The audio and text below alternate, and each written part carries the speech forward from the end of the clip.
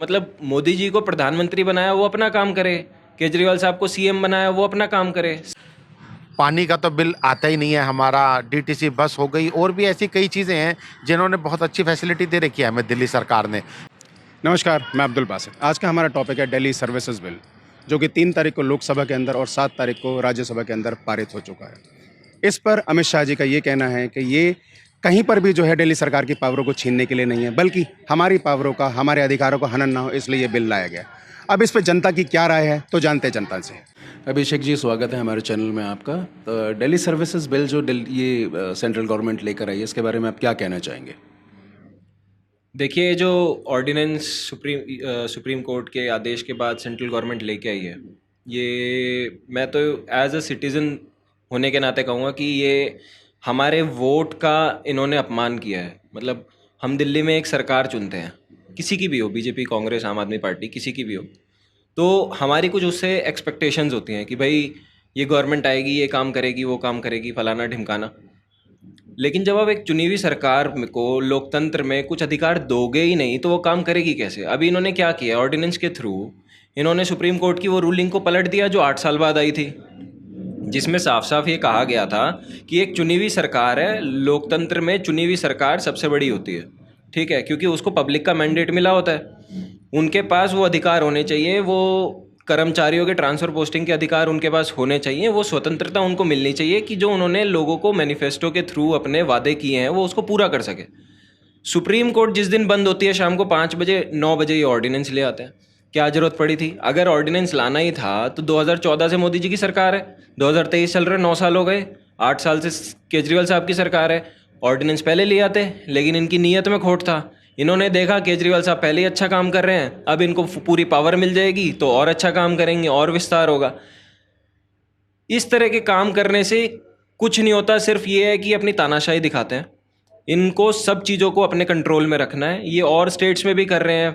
जो पार्टी बढ़ती हुई दिखती है उसके नेता को ईडी का नोटिस भेज दिया, सीबीआई ने बुला लिया, किसी और ने बुला लिया।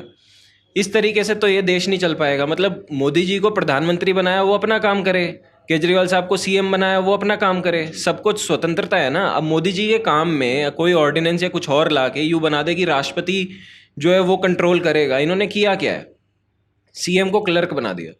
सीएम को कोई भी डिसीजन लेने की पावर इनके पास छोड़ी नहीं है। पूरे देश में हमारे सरकारें चलती हैं, सबके पास कोई भी सरकार चुन के आती है, अपना मंत्रिमंडल होता है, अपने अफसर होते हैं, अपना सिस्टम होता है, अपना काम करने के तरीके होते हैं। इन्होंने क्या छोड़ा है, एक सीएम है और उसका मंत्रिमंडल है, बाकी सब कुछ अलग कर दिया है। ना कोई ये बोर्ड बना सकते हैं, ना कोई कमीशन बना सकते हैं। ठीक है, दिल्ली वक्फ बोर्ड अब कौन बनाएगा? एलजी साहब बनाएंगे। एलजी साहब कौन होते हैं? जैसे दिल्ली ऑलरेडी यूनियन टेरिटरी है, जिसके अंदर अधिकार जो दिल्ली सरकार के वैसे ही सीमित होते हैं। तो हम सिर्फ ये जानना चाहते हैं कि भाई ये तो सारी चीज़ है ही है, लेकिन इससे जो नुकसान क्या हो सकता है वो आप बताइए प्लीज़। सर, नुकसान ही नुकसान है ना। जैसे आपने बोला कि सीमित अधिकार होते हैं, पर थे तो सही। सुप्रीम कोर्ट की रूलिंग में साफ साफ लिखा हुआ था कि 3 जो एक सब्जेक्ट हैं, पुलिस, लैंड और पब्लिक ऑर्डर, ये सेंट्रल गवर्नमेंट के पास है। उसके अलावा एजुकेशन डिपार्टमेंट है, जल बोर्ड है, वक्फ बोर्ड है, डीसीडब्ल्यू है, सब जो है ये चुनी हुई सरकार के पास आते हैं। इन्होंने क्या किया, इसके बाद ये पावर भी छीन लिया। अब जल बोर्ड में पिछले 8-9 साल से, जब से केजरीवाल साहब आए हैं, सबको बिजली और पानी की सुविधा मिलती है। अब क्या होगा कि जल बोर्ड एक बोर्ड है, बोर्ड के अंदर अभी तक जो आम आदमी पार्टी का विधायक बना होता था, अब वो बीजेपी का बनेगा, क्योंकि एलजी साहब बनाएंगे। अब वो उठा के कल सब्सिडी बंद कर देंगे, तो नुकसान किसका है? मेरा है ना। मैं इस दिल्ली का नागरिक हूँ, मैंने चुना था केजरीवाल साहब को कि वो मेरे को बेहतर सुविधाएं देंगे। मेरे घर में पानी नहीं आएगा तो मैं विधायक को कैसे बोलूँगा? विधायक कहेगा मेरे हाथ में तो नहीं है, मैं एलजी को जाके पकड़ूंगा क्या? मैं सीएम को बोलता, अपने मंत्री को बोलता, किसी और को बोलता। चुने हुए नुमाइंदे को ही तो बोलोगे आप, क्योंकि उसको डर रहता है कि वो वोट मांगने आएगा तो मैं बोलूँगा कि भाई मैंने तेरे पास 4 बारी कंप्लेंट की थी, तूने मेरा काम नहीं किया। लेकिन अब आपने वो नुमाइंदे को के पे हाथ में कुछ जब छोड़ोगे ही नहीं, तो एलजी साहब तो वोट मांगने आएंगे नहीं, ना जल बोर्ड का कोई अधिकारी वोट मांगने आएगा। तो दिल्ली चलेगी कैसे? मेरी तो समझ से बाहर है। अब मेरे घर में लाइट जाएगी या कुछ और प्रॉब्लम है, मेरे को सीवर की लाइन डलानी है, जल बोर्ड डालती है, ठीक है। अब जब मेरे विधायक पे, मेरे मंत्री पे, मेरे मुख्यमंत्री पे वो पावर ही नहीं है, जब सब कुछ ही इन्होंने कंट्रोल करना है, तो मैं बोलूँगा किसको जाके? एलजी साहब तो नहीं बैठते मिलते लोगों से। एलजी साहब को बोलो या तो वो भी चुन के आ जाए, वो भी चुनाव लड़ ले, सीएम बन जाए, विधायक बन जाए, वो काम कराएं। लेकिन जो चुनी हुई सरकार की जो शक्तियां होती हैं, जो पावर होती है, जो हर एक किसी ने बोला है, सुप्रीम कोर्ट की यूनानिमस डिसीजन था। कॉन्स्टिट्यूशनल बेंच सबसे बड़ा बेंच होता है, 5 जजेस का यूनानिमस डिसीजन था कि भाई ये 3 सब्जेक्ट को छोड़कर सब कुछ चुनी हुई सरकार के पास होना चाहिए। तो ऐसी क्या मुसीबत आ गई? और देश और पूरे देश में स्टेट्स हैं, उनमें भी तो चल रही है ना। 239 एक यहाँ पर जो स्पेशल पावर विधानसभा को मिली हुई थी, एक तरीके से इन्होंने उसको खत्म कर दिया है। तो कैसे? नहीं, बुद्धिजीवियों का तो ये कहना है ना, इतने सारे अधिकार का केजरीवाल सरकार करेगी क्या? नहीं तो मोदी जी क्या करेंगे? मोदी जी के पास क्या कम अधिकार है? पूरा देश चलाने को मिला हुआ है ना, कि दिल्ली भी चला के उनको कुछ मिलेगा? पहले वो अपना देश संभाल लें। टमाटर 250 रुपये लोग खरीद रहे हैं, आटा दाल रोटी पे इन्होंने टैक्स लगा दिया जो अंग्रेजों के टाइम पे भी नहीं लगता था। ठीक है, प्याज का हर किसी को पता है, सब्जियां इतनी महंगी हो चुकी है, गरीब आदमी के खाने पीने को रोजी रोटी नहीं है, नौकरियां नहीं है, रेलवे का बुरा हाल हो चुका है। रेलवे का आप देख ही रहे हो कि क्या हाल हो चुका है। तो इस तरीके से कैसे काम चलेगा? जो उनके पास काम है करने के लिए वो चला लें। उसके अलावा उनके पास 10-15 स्टेट्स में अपनी गवर्नमेंट भी है बीजेपी की, वो चला ले। मतलब एक दिल्ली से ही ऐसा क्या मोहब्बत है कि चुनाव नहीं जीत पा रहे तो दूसरे डोर से आप उसमें सरकार चलाओगे? क्या कहेंगे सर दिल्ली सर्विसेज बिल के बारे में? सर, दिल्ली सर्विसेज बिल जो आया है वो एक तरह से मैं कहूँ तो थोड़ा गलत है दिल्ली गवर्नमेंट के अगेंस्ट। जब सुप्रीम कोर्ट ने कह दिया था कि केजरीवाल सरकार अपने पोस्टिंग और जो भी दूसरे डिसीजन खुद ले सकती है, तो इस चीज़ में सेंट्रल गवर्नमेंट को इन्वॉल्वमेंट नहीं करना चाहिए था। हालांकि इन्होंने दूसरा जो केजरीवाल जी कह रहे हैं पीछे का रास्ता अपनाया है, इन्होंने बिल ला के उसको पास करके, ये गलत है। जो जिस गवर्नमेंट का काम है वो गवर्नमेंट करे, बीच में सेंट्रल गवर्नमेंट को इन्वॉल्वमेंट नहीं करना चाहिए, मेरा ये मानना है। तो ये तो टोटली इससे गलत है। इससे इससे क्या खामियाजा होगा दिल्ली सरकार को? देखिए, दिल्ली सरकार को ये खामियाजा होगा कि जो पब्लिक के लिए जो काम करना चाहती है उसमें उनको काफ़ी हद तक अड़चने आएंगी। उनको जैसे मोहल्ला क्लिनिक हो गया और जो दूसरी जो योजनाएं हैं पब्लिक के लिए लाने के लिए, उसमें उनको डिले होगा या ना के बराबर ही काम कर पाएंगे वो। तो राहुल जी, दिल्ली सर्विसेज बिल जो सेंट्रल गवर्नमेंट लेकर है, इसके बारे में आप क्या कहना चाहते हैं? देखिए, ये केंद्रीय सरकार के द्वारा लिया गया एक तानाशाही निर्णय है। दिल्ली सर्विसेज बिल में दिल्ली सरकार के पूरी तरह से हाथ काट दिए जाएंगे। जल बोर्ड या बिजली विभाग या महिला आयोग या डीटीसी, बहुत से ऐसे डिपार्टमेंट हैं जो बहुत अच्छी सर्विसेज केजरीवाल जी के लोग हम लोगों को दे रहे हैं।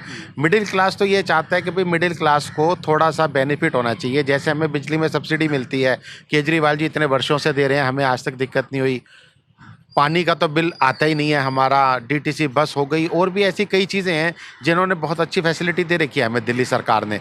लेकिन अब अगर ये बीजेपी के लोग भी आकर इन डिपार्टमेंट्स में बैठ जाएंगे और अगर कल को इन्होंने बिजली की सब्सिडी बंद कर दी या बसों में जो हमें मुफ्त यात्रा मिलती है हमारी बहनों को या हमारे घर की लेडीज़ को, और भी ऐसे जो अस्पतालों में इलाज मुफ्त मिल रहा है, अगर इन सब जगहों पर बीजेपी ने बैठकर उसी तरह से महंगाई बढ़ा दी जिस तरह से उन्होंने ये उद्योगपतियों को अपनी एक शय दे रखी है कि कभी देखो तो जो रिफाइंड आज 80 रुपये किलो कभी हुआ करता था फॉर्च्यून का, और आज वो 200 रुपये किलो तक पहुंच गया। या ये जो अडानी जी का जो फॉर्च्यून का तेल है, पता नहीं इन्होंने कितने नहीं, आपको क्यों लगता है कि सेंट्रल गवर्नमेंट अगर जो है कहीं ना कहीं आकर जो दिल्ली सरकार को रुकावट करेगी और कहीं ना कहीं जो है काम के अंदर जो है रोकने की कोशिश करे, ऐसा क्यों लगता है आपको? हमने बढ़ती हुई महंगाई को देखा है बीजेपी के राज में, तो हमें ये लगता है कि अगर उन्होंने ये सब्सिडी खत्म कर दी तो मिडिल क्लास के लिए तो बहुत मुश्किल हो जाएगा। आजकल वैसे भी काम धंधे बहुत इफेक्ट हो रखे हैं कोरोना। वही मैं जानना चाहता हूं, तो आपको क्यों लगता है कि भाई उनका कोई ना कोई ऑफिसर आएगा वो सब्सिडी खत्म करेगा, ऐसा क्यों लगता है आपको? सिर्फ यही एक रीज़न मुझे नज़र आता है ज़्यादा, कि भाई उन्होंने जो इतनी महंगाई को भी कंट्रोल नहीं कर पा रही है बीजेपी। तो हम ये चाहते हैं कि भाई जो है दिल्ली सरकार इतना अच्छा काम कर रही है, केजरीवाल जी इतना अच्छा काम कर रहे हैं, इतना विकास हो रहा है दिल्ली का, तो हम चाहते हैं कि केजरीवाल जी को पूरी पावर दी जाए ताकि वो ज़्यादा से ज़्यादा दिल्ली की जनता का भला कर सकें।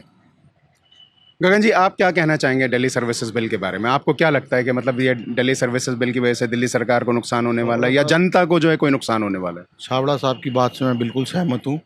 जो ये इतना इन्होंने पूरा हल्ला मचा दिया अध्यादेश के बारे में, तो इन्हें क्या आफत थी? भाई दिल्ली सरकार चला ही रही है ना सरकार। अगर आप किसी को बंदूक दे दो और गोली ना दो तो वो क्या फ़ायदा उस बंदूक का? वही चीज़ है सेम कि भाई आप उनको, वो चुने हुए प्रतिनिधि हैं और उसके बाद उनके पास कोई पावर ही नहीं है काम करने की, तो वो अपने जो ये बिल जो लाए हैं अपने सारे ऑफिसर बिठाएंगे और उनसे अपनी मनमानी करवाएंगे कि भाई अब ये सब्सिडी बंद कर दो, अब ये कर दो, और उससे केजरीवाल जी बदनाम होंगे। मेन उनका इशू यही है कि उनके अपने आदमी फिट हों, अपने आदमी उनके आईएएस अपने फिट हों, अपने बंदे फिट हों, जिससे जो है सरकार उनके द्वारा चले अप्रत्यक्ष रूप से। यानी कि उनके द्वारा चले। नहीं, जैसे दिल्ली जो है यूनियन टेरिटरी है और इसके अंदर जो अमित शाह जी ने कहा है कि भाई हम किसी के अधिकार छीन नहीं रहे, बल्कि अपने अधिकारों का जो हनन होता है उसे रोकने के लिए हम बिल लाएं। नहीं नहीं नहीं, अमित शाह जी इस बारे में तो मैं कह रहा हूँ भ्रम फैला रहे हैं, ये कोई बात नहीं है। आपको केजरीवाल जी अगर चलाते हैं तो उनसे भी क्या दिक्कत है? कोई भी स्टेट और केंद्र मिलकर ही काम करती है ना, कोई भी राज्य चलता है वो केंद्र और स्टेट मिलकर करती है, तो उनको परेशानी किस बात की है? जो इतना पागल हो गए, वो इतना जो है इतना बड़ा इशू बना दिया जो इतना बड़ा इशू था ही नहीं। तो ये सब मेरे को तो ये भ्रम फैलाने वाली बात लगती है। बाकी जब तक आपके पास पावर ही नहीं होगी तो आप काम कहाँ से करोगे? आपकी कोई बात ही नहीं सुनेगा।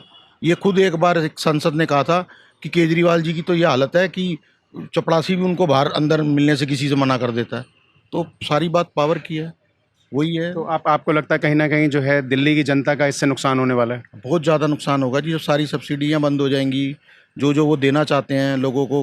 कितने बुजुर्ग लोगों को तीर्थ यात्रा पे लेके गए, बिजली की जो है सब्सिडी थी वो हो गई, पानी लोगों का ज़ीरो आ रहा है, तो महिलाएं मुफ्त में बस में जाती हैं। तो कई बार मैंने देखा कि महिलाओं के लिए बस नहीं रोकते थे, उनके ऊपर बड़ा एक्शन हुआ ड्राइवर के ऊपर। तो सरकार ने काम तो करा ना, वो देना चाहती है ना, तभी तो उन ड्राइवरों के ऊपर एक्शन हुआ कि भाई तुम रोक क्यों नहीं रहे? तुम तो ना दे रहे हो फ्री में, गवर्नमेंट दे रही है ना, तुम्हारा क्या मतलब है, तुम्हारी बस थोड़ी ना। तो वही सारी चीज़ें हैं। मेरा ये मानना है कि देखिए, दिल्ली में जो चुनी हुई सरकार है उसके पास सारी अथॉरिटी रहनी चाहिए चीज़ों को डिसाइड करने की। ऑल्दो एज अ नागरिक मेरा तो एक ही चीज़ के बारे में मत है कि ओवरऑल एक आम आदमी की ज़िंदगी में थोड़ा सा सुधार और आना चाहिए, जो कि नहीं आ रहा है। सड़कों की हालत ख़राब है, जो बेसिक फैसिलिटीज़ हैं वो नहीं है कहीं भी। आप देखिए, इलीगल इंक्रोचमेंट बहुत ज़्यादा हैं पूरी दिल्ली में इस समय, मतलब रहने लायक माहौल नहीं रहा है। क्राइम दिन प्रतिदिन बढ़ रहा है, और इस सबको अगर कंट्रोल करना है तो एक पूरी अथॉरिटी एक सरकार के पास चाहिए, जिससे कि तो उसके पास कोई excuse ना आपको हो। लगता है कि मतलब सेंट्रल गवर्नमेंट के पास दिल्ली सरकार के पूरे अधिकार होने चाहिए? नहीं, सेंट्रल गवर्नमेंट के पास नहीं होने चाहिए। मेरा ये मानना है कि जो भी चुनी हुई सरकार है जनता की, उसके पास पूरे अधिकार होने चाहिए, ताकि वो बाद में ये ना कह सके कि हमारे पास अधिकार ही नहीं है, हम काम नहीं कर पाए।